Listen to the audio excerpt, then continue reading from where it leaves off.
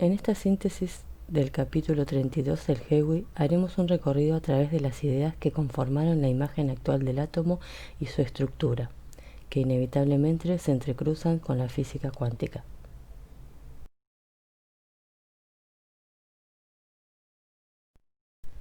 Desde la primera idea sobre los átomos de John Dalton en el 1808 hasta el modelo actual de Schrödinger, hubo muchos científicos realizando aportes empíricos y teóricos alrededor del mundo.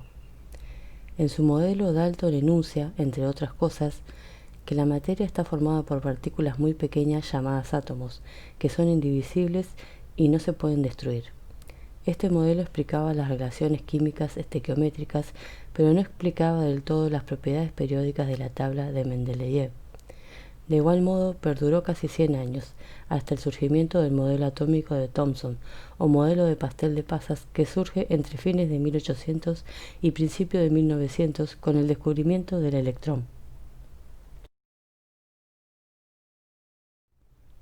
Ernest Rutherford, 6 años después del efecto fotoeléctrico, realizó el experimento de la lámina de oro, descubriendo que el átomo estaba mayormente vacío y que tenía su masa concentrada en la parte central. A esta porción masiva y pequeña la llamó núcleo. El experimento consiste en hacer pasar partículas alfas provenientes de una muestra de elemento radio por una lámina muy delgada de oro y captarlas en una pantalla de sulfuro de zinc. Con este experimento observó que algunas partículas se desviaban y otras no.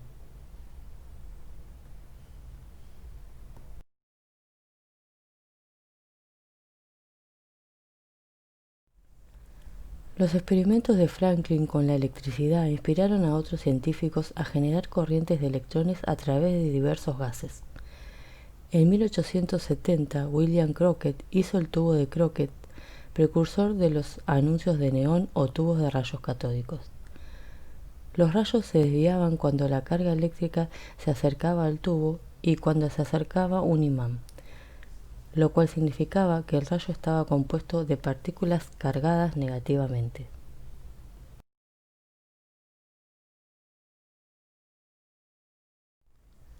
En 1897, Joseph John Thomson, utilizando rayos catódicos y midiendo las desviaciones, descubrió que había partículas más pequeñas que los átomos, electrones, y que todas eran iguales, y calculó la relación entre masa y carga de esas partículas.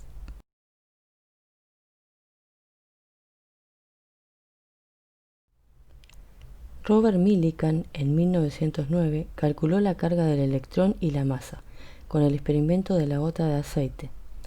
Consistía en suspender una gota de aceite en un campo eléctrico y analizar la relación entre el peso de la gota y la fuerza eléctrica del campo.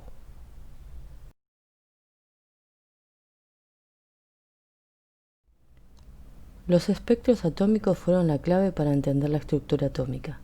Balmer, en 1884, encontró una ecuación matemática para las longitudes de onda de esas líneas espectrales. Otros encontraron relaciones de frecuencia entre esas líneas, y en base a estos trabajos, Niels Bohr pudo entender la estructura del átomo. En 1913, Bohr aplicó la teoría cuántica de Planck y Einstein al átomo de Rutherford y formuló el conocido modelo planetario del átomo.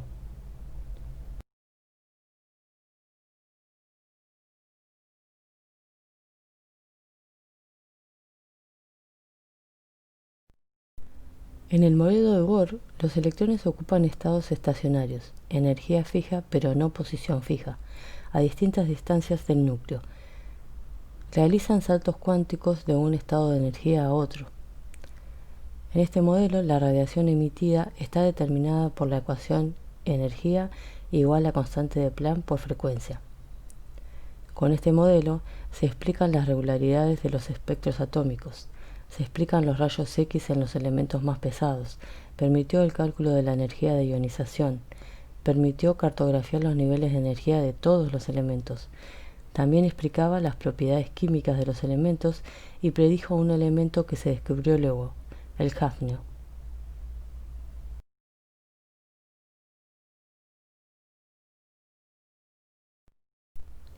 Los diámetros de las órbitas en el modelo de Bohr están determinados por la cantidad de carga eléctrica en el núcleo. A medida que se van agregando protones y la carga interna aumenta, se reducen los radios de los electrones internos y los átomos se achican. Se dice que sus electrones están apantallados por las otras capas.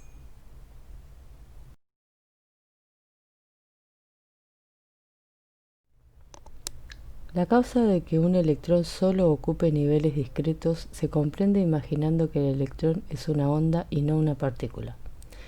En 1924, Louis de Broglie presentó el concepto de onda de materia.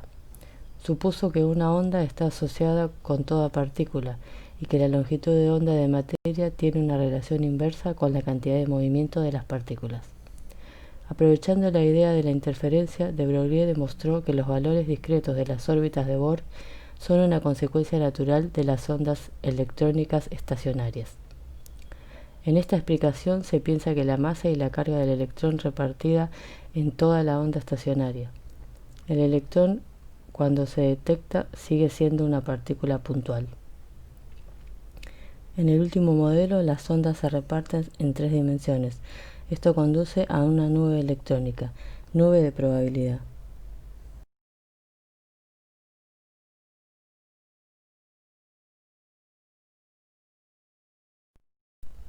Partiendo de las ondas de materia de de Broglie, Erwin Schrödinger formuló una ecuación que describe cómo varían las ondas de materia bajo la influencia de fuerzas externas.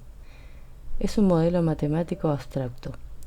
En la ecuación de onda de Schrödinger, la cosa que ondula es la amplitud de la onda de materia. La ecuación phi de RT nos da la posición posible de una partícula subatómica. Si calculamos phi cuadrado, nos da la posición probable. Usando estas ecuaciones y muchas mediciones experimentales, se obtienen los modelos orbitales S, P, D y F que encontramos detrás de todas las tablas periódicas.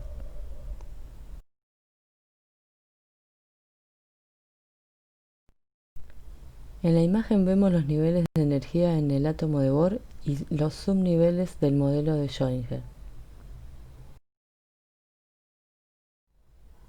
En este esquema de los orbitales S, P y D del modelo de Schrödinger, los electrones presentan la probabilidad de encontrarse en alguna parte dentro de esos espacios delimitados por los orbitales. Como vemos, el último modelo atómico es bastante más complejo que el modelo de Bohr y explica mayor cantidad de observaciones empíricas que los modelos anteriores. ¿Por qué se aceptan estas teorías tan extrañas? Por el principio de correspondencia, que afirma que si la nueva teoría explica los resultados comprobados de las teorías anteriores, entonces es válida.